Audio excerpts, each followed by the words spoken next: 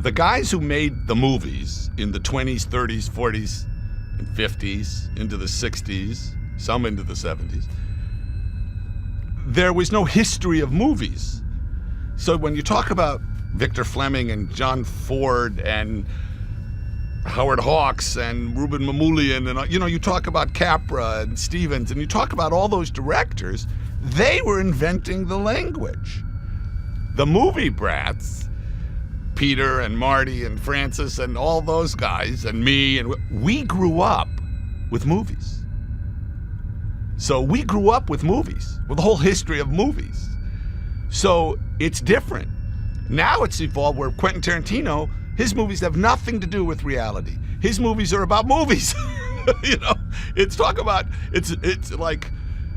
like making mythology about mythology. It's like so removed. It's meta. But it's kind of weird.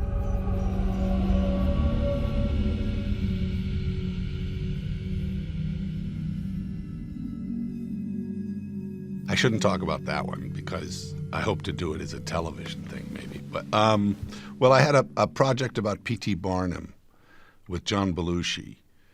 Do you know who P.T. Barnum was? He was a remarkable guy because he was a promoter and he had circuses and museums and shows, but he invented so much of modern show business and also marketing. He was the first one to do many things. He was kind of a genius, but he was a charlatan. He was outrageous. And there was a very good script by Bill Lancaster called Barnum. And John was physically pretty good for P.T. Barnum. And there's wonderful stories. I mean, they're all true. He was outrageous. And one of the things, like, for instance, one of his traveling shows was in Mississippi during the summer, and it was very hot and humid. And they came to him and said, Mr. Barnum, we've run out of water, fresh water, for the lemonade. They were selling lemonade for like a penny a glass. And he turned around and he went, what's that? And it was a big vat, and they were dyeing costumes. And they had pink vegetable dye. It was pink. The water was pink. And he said, can you use that water? Will it kill anybody? And they said, well, it's pink. He said, all right, bring me a sign painter. And he had a sign painted. From Paris, pink lemonade. And he charged a nickel. And he sold it all. And, they still make pink lemonade. And he just made it up. He pulled it out of his ass, and then charged more money. He was an amazing character. He used to move his circus, Barnum.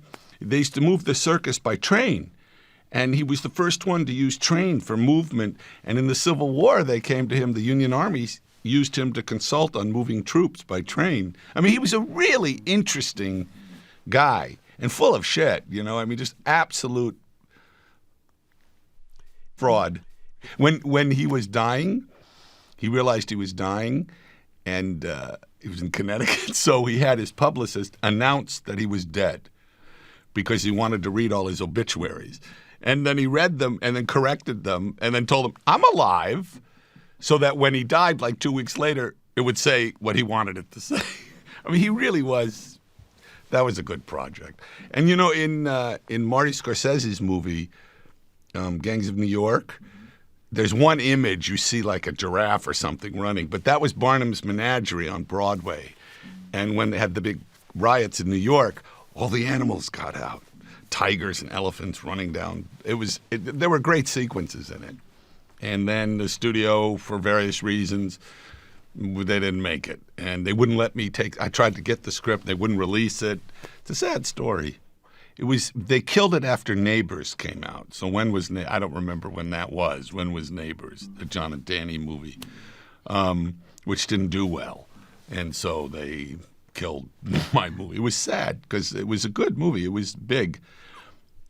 If you look at, I was very lucky in retrospect. I didn't know it at the time, but to start making movies in Hollywood, in the Hollywood movie business in the 70s, because you look back and it's amazing. It's amazing because it had a lot to do with Easy Rider. It's a complicated story, but basically the studios, for 50 years, we're doing great. And television came. And that was, how do we fight this? And VistaVision and CinemaScope and Cinerama, what do we do? What do we do? But then came Easy Rider. And this is this low-budget, independent movie. It made a fortune. So the studios went, oh, gee, well, maybe the directors know what they're doing. And so there was this golden time.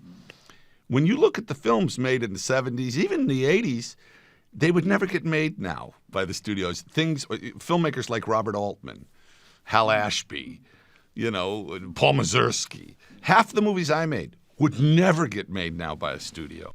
And the irony is, as technology has made it easier and cheaper than ever to make a movie. I mean, you can make a movie with your iPhone and cut it on your laptop. It's harder to get it into a cinema.